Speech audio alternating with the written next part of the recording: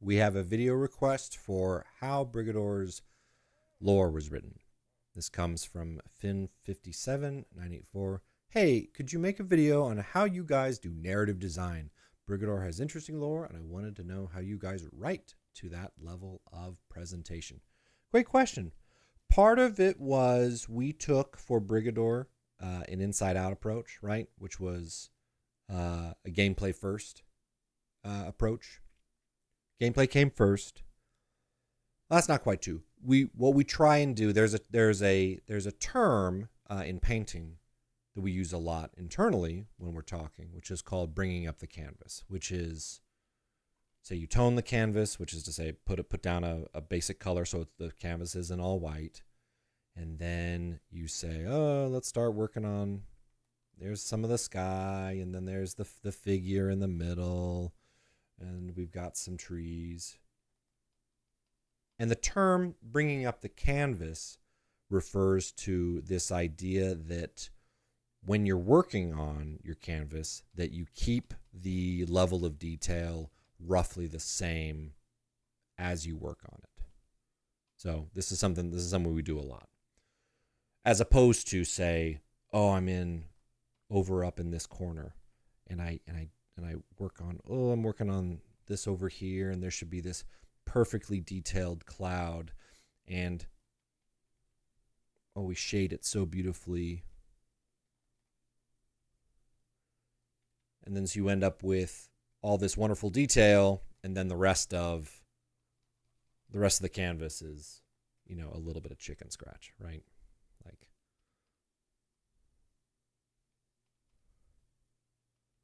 da-da-da.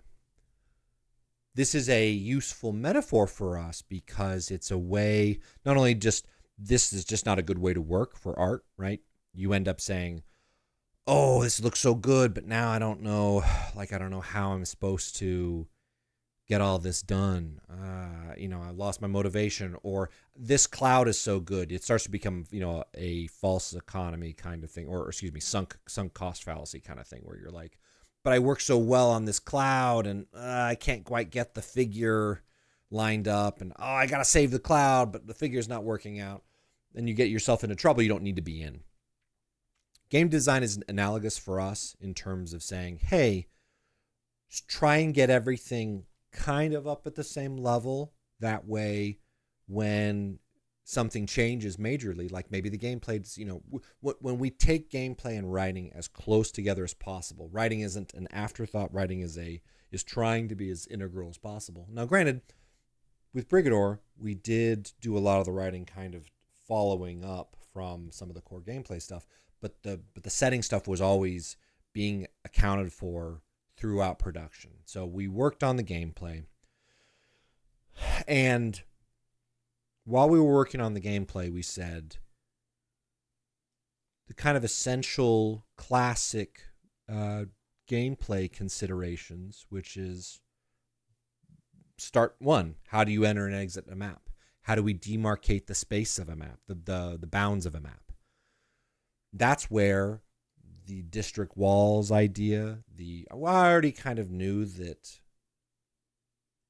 great leader, there was a dictator, and at first, very early in Brigador's development, it was a kind of much more black and white presentation of a cartoon dictatorship, right? Just a nasty authoritarian state. And what you were coming in and doing was, it was still gray, but it wasn't as kind of over the top, or it wasn't as developed as the final game came out.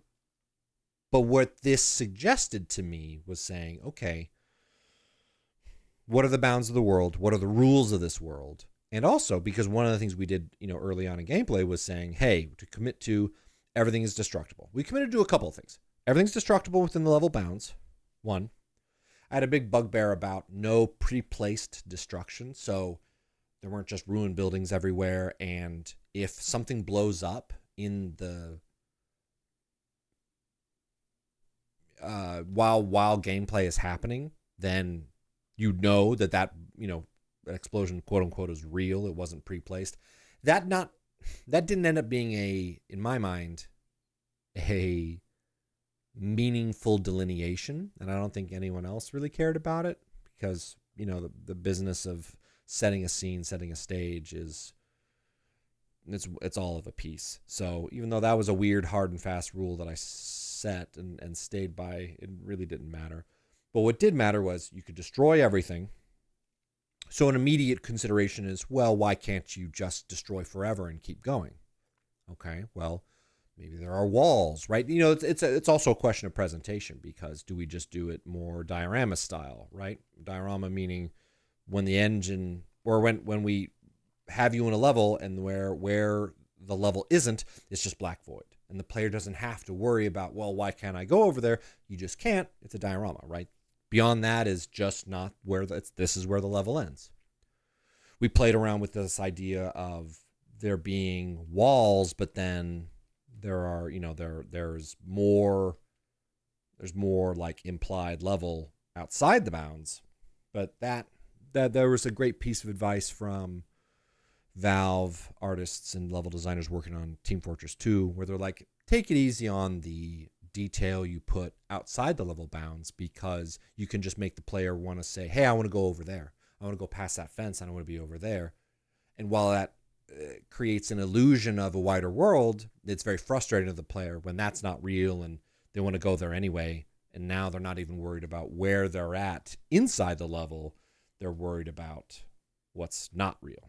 So we were mindful of that, and so that's why we didn't end up, because when the engine supported it, we could have just made indestructible walls and then put more things outside the level bounds, but we didn't, because we said, okay, these are impenetrable, very, very, very, very tough walls.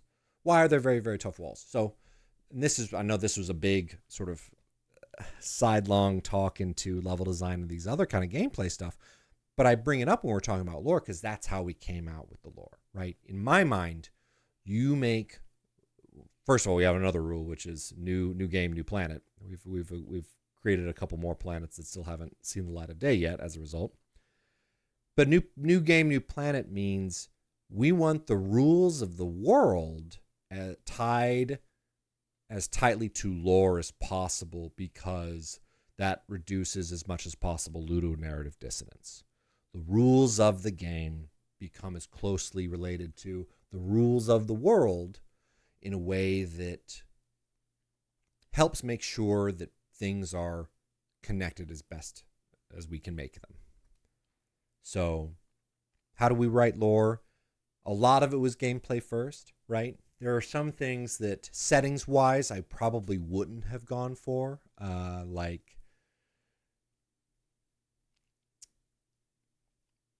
optic camo, some of the shields stuff. Like I didn't like the idea of energy shields in the setting whatsoever. But from a gameplay perspective, it was it added a lot of value. It added a lot of robustness. I would rather them have rechargeable shields than magic armor that you could replenish your armor. That didn't make any sense. So how we wrote was we built a lot of the game. Once I decided, like the first Toro, the star mech, this is the worst Toro anyone's ever drawn, and I'm the guy that designed the Toro. Ta-da! This guy took 3 months for a single design. It took 3 months because not only was I setting a lot of the stylistic hallmarks and benchmarks for how I would approach the rest of the designs, but there are all these sort of implications in terms of shape language, and design consistency, and like what were we trying to accomplish, and ultimately, in the end, and this does relate keenly to visual design as well as how the lore was written. It's orcs, humans, and elves, right? Human, I'm a human. Hi, I'm a human. And then there's orcs.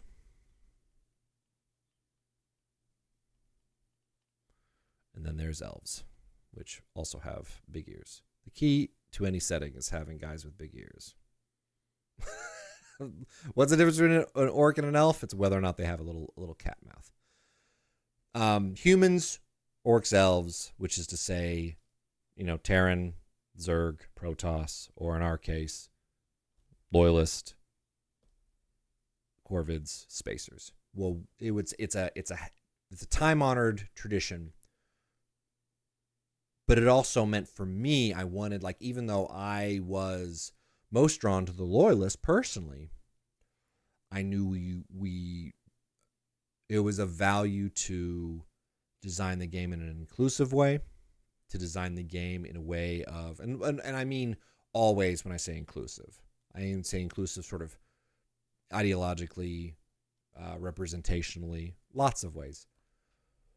And just like what kind of stuff floats your boat in terms of a power fantasy or a just personal identification. I don't like the idea of, being a part of an anarcho-syndicalist group that is very aggressive in that ideology. It's not personally very appealing, but it seemed to twin very well with the Mad Max kind of stuff. And so those two came together and made sense in my mind. And then going kind of neither fish nor fowl and getting a little crazy, out there stuff like the ethereal elves, well, that's Spacer. But that was the jumping off point. It's nice to, when I'm getting a little long here, and I'm still debating, just like in my last video, I'm still debating just how long I'm going to let these run. And I hope I've answered the question. I don't know if I exactly have, but I tend to ramble, but these are parts of why I do these videos, is I try and collect my thoughts a little bit better. This is a big part of it. Rock, paper, scissors as a jumping off point. And it's just a way, like, you can say, well, I don't like getting trapped in, this kind of mindset. And it's like, it's not a trap. It's a guide. It's a thing that says for me, okay, when, I'm just doing this in visual terms because I'm an artist and it makes most sense to me. That is not at all the color I'm looking for. Where you go that sort of olive drab, and then, the unit stripes. So this is the color for loyalists, right? Olive drab and a yellow unit stripe. And then literally right here, like, look at my color wheel, right? I'm going to come around to more of a teal. And then what's a good complement, especially when I identified pretty early on, I was going to kind of go Mad Max. There you go. There's your color of Corvids. But also hopefully these visual designs say important things about the values of the group, right?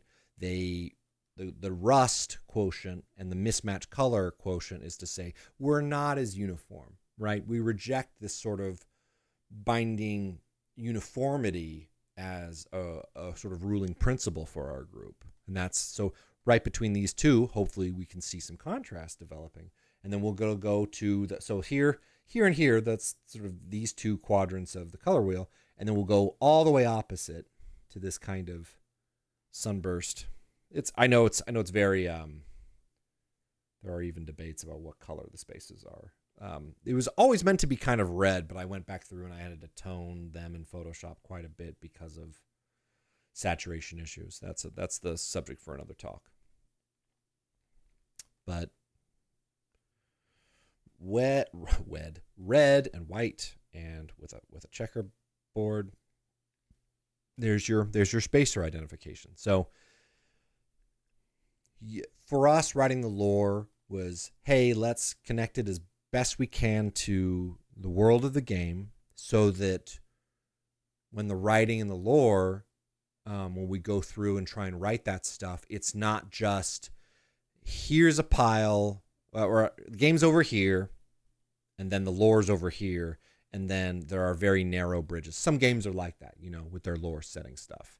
There's a bridge, but generally speaking, you can kind of tell when it came very late after the game, or someone was hired late and they just were let to sort of fill this stuff in. Whereas for me, because I did all the art in Brigador, this was an essential part of like how I was thinking about the different groups. And like I said, you can reject this idea of it being useful to find some sort of useful guide, and you will depart from it, right? Don't feel like, as Mike Hill said when he had a talk about Terminator 2 and Jurassic Park, he was talking about this notion of, well, hero's journey, a little tired, isn't it? Do we really have to have all great stories have this sort of common underlying structure.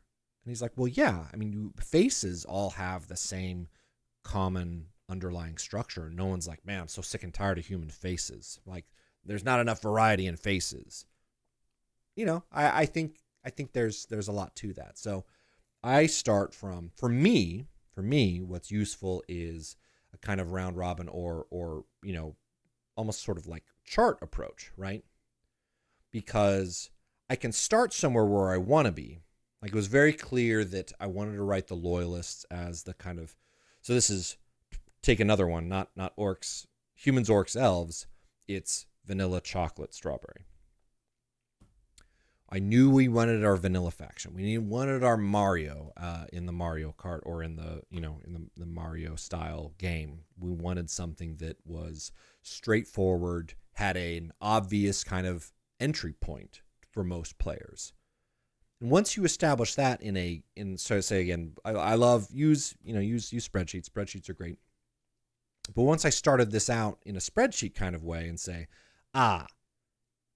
here's my hero or here's my main group, what this can give you, especially when you do the spreadsheet approach, is when you describe them in these terms, automatically, if you just say, okay, what are the things that those are not? And then again, what's another way we can distinguish these characteristics? You get yourself a really rich possibility space with basically not having to think about it too hard. Now, I didn't design the 3 faction. We didn't write the lore. I know this is a little bit more visual design talk and sort of overall architecture than lore, but I could talk about lore for forever. So hopefully this is still interesting and useful. But when we're going into the lore, not only do we try and identify socioeconomic registers, class registers, different ideas as far as that goes to put them in contrast. But when you set this sort of scenario up, it's just an easy way for you to, without having to think too hard about it, right? I have an old blog entry that makes a similar kind of point for visual design that I think I learned a lot off of Valve and their Left 4 Dead thing, which is, okay, so we're designing 4 characters, right? And I think this applies to writing very well as well. We're not even going to draw them because that's not the important thing, right? We have 4 characters. I'm sorry that for a talk about lore, I'm just going back into visual design, but I think in visual terms. We got 4 characters. What's a way to make sure that, you know, they come off in ways that are memorable and they work for us? Well, for starters, we'll make one really small, and we'll make maybe one kind of slender, and then we'll take one and make them really big. So already, now I haven't done any drawing, I haven't done any writing, but these characters are already kind of differentiated. And we can just start, you know, here's a big round shape. Here's a triangle shape. Here's a spiky shape, right? And sure enough, we get Princess Toadstool, Toad, Mario, Bowser, right? And I didn't even have to draw anything. But if you think in those terms, if you think in terms of contrasting properties, you can start to get yourself a really easy formula and a robust formula, right? You don't magically come up with World of Warcraft or Brigador just because you started with humans, orcs, and elves, right? There aren't any orcs or elves in Brigador. They're all humans. It's all pretty grounded in a lot of this stuff. But where we got to it from is just a very sort of broad setup. So I hope that's been of some value. I think I'll quit it here. Any other questions? Thank you for the suggestion, by the way, Finn. If anyone else has some ideas for videos they'd like to see, I'd be happy to oblige. There are a lot of these things that I've wanted to do as videos, or rather I'd let it do as streams, or wanted to do as blog entries. Blog entries are very difficult and take a lot of time, and I don't think people read as much anymore, so video seems like the better way to do it. So if you have some suggestions or requests, let me know. Thank you for your time.